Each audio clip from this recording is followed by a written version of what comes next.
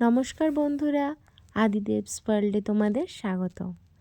আজকে সানডে, আদিদেব আজকে একটু অন্য রকমভাবেই কাটায়। আজকে বিশেষত বাবার সাথে সময় কাটাতে বেশি পছন্দ করে।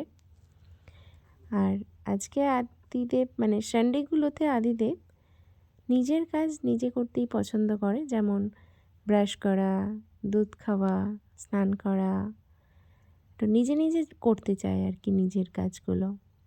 যাক, আজকে ওর হঠাৎ করে মাথায় চেপেছে ও মাম্মাম পাপার জন্য চা বানাবে, তাই হঠাৎ করেই সে রান্নাঘরে হাজির।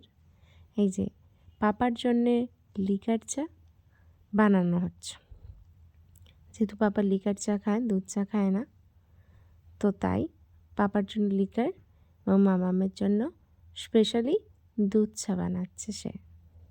এগুলো সে অনেক আগ্রহের সাথেই করে, বেশ ভালোবেসে করে কাজগুলো। আর আমার দেখে বেশ সেটা ভালোই লাগে।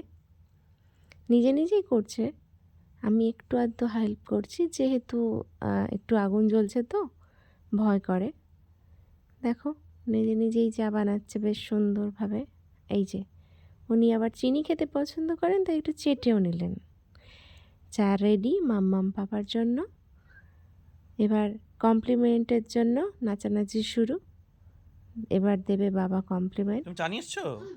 তুমি কে চা বানিয়েছো পাপার জন্য আর মায়ের জন্য? ও বাবা, তাহলে তো চাটা খেয়ে দেখতে হচ্ছে কেমন হয়েছে। কেমন হয়েছে দেখে বলবো? আমার সোনা চা বানিয়েছে, দেখি তো।